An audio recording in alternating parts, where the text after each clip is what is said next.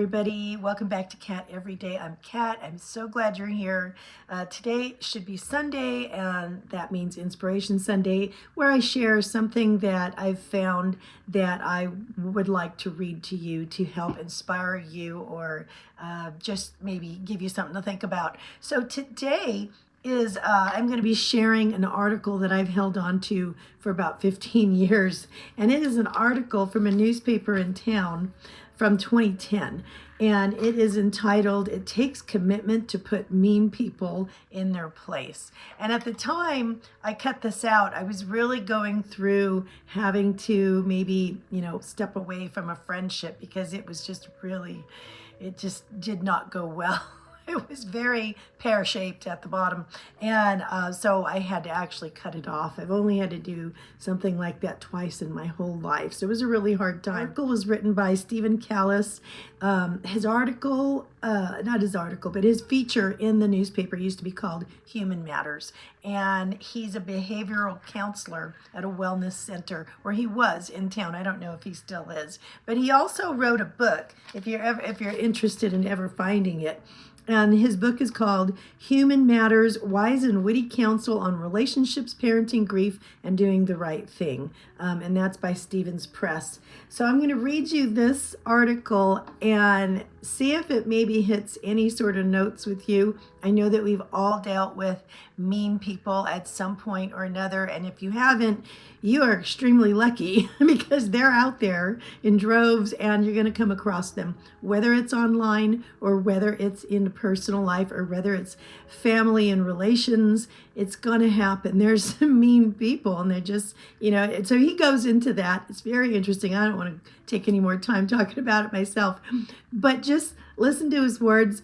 It is peppered with, some witty humor here and there, but it's very interesting, a lot to think about. So let's get started on that. Now, in Stephen's article, he does refer to mean people, saying that they need us to feel lousy about ourselves the way vampires need to drink blood. So that's the reference of vampires here. But his upside of the article here and his advice for dealing with mean people starts here. Here's the good news. In much the same way that a vampire cannot enter our homes without our invitation, mean people can't function without our consent and participation, which means that we can withdraw our consent and stop participating. Takes a little practice making and keeping promises to yourself, but it can be done. Try reciting this. In a radical commitment to self-respect, I make myself these promises. Number 1, I will never again forget that so-and-so, enter name here, is mean and malicious, poisonous to my well-being. Now, this is an awful and sad thing to conclude about anybody, especially a blood relative or a mate. But until we're willing to tell this truth, we cannot get back our power to live well. Number 2, I will never again be surprised when so-and-so is mean and malicious. We can't be free until we can stop the incredulous whining. Can you believe what he or she said to me?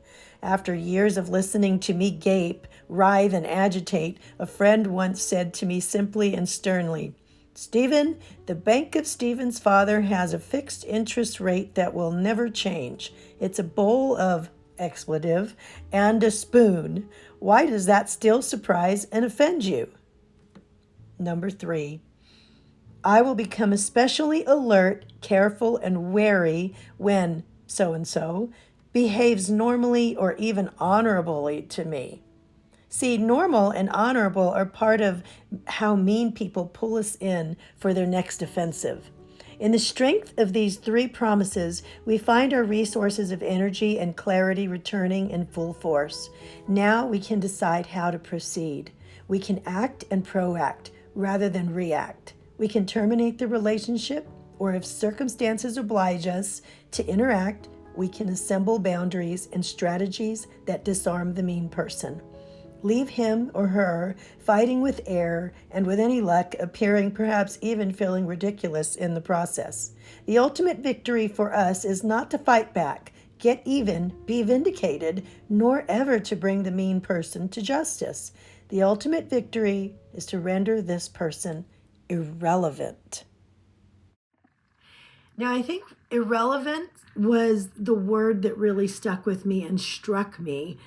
And it really hit me that what I was not doing was rendering these people irrelevant. I was giving them too much power and too much credence in my life by wrestling with what they were giving me instead of just going on and saying, that has nothing to do with me. I've heard a quote the other day that said, I don't know who said it, but it really struck me. And they said, what other people think of you has nothing to do with you. And that really hit me because, yes, I've come upon that idea many times, but it really, really hit me that, yes, you really do need to render another person's opinion of yourself most of the time. Sometimes, if it matters to you, I guess, that's a different story. But most of the time, it has nothing to do with you. It has to do with their experiences and the way that they have formed their idea of the world and by what it should be. And you really can't have that have anything to do with your shaping of where you are and who you're becoming. That is your own journey. And so I was able to just kind of like zero in on that word irrelevant and go, what does that really mean? And what does it mean to make somebody who needs to be irrelevant in my life, to make them irrelevant? And it took me a few years to really get the hang of that and to lose that guilt of having to move somebody out of the safety boundary of my life, and dealing with maybe having guilt over that, to not having guilt over that and knowing that I did the right thing and not feeling bad about it in the least bit. So now I don't have a problem. I think as I'm getting older, I'm really glad that I'm able to do that a little more easily. I see, time ticking a little faster than it used to be. And I really feel like, when I see a mean person start coming into my life, trying to find some sort of prominence, I cut it out very quickly because I think to myself, I literally don't have time for this anymore. I just don't.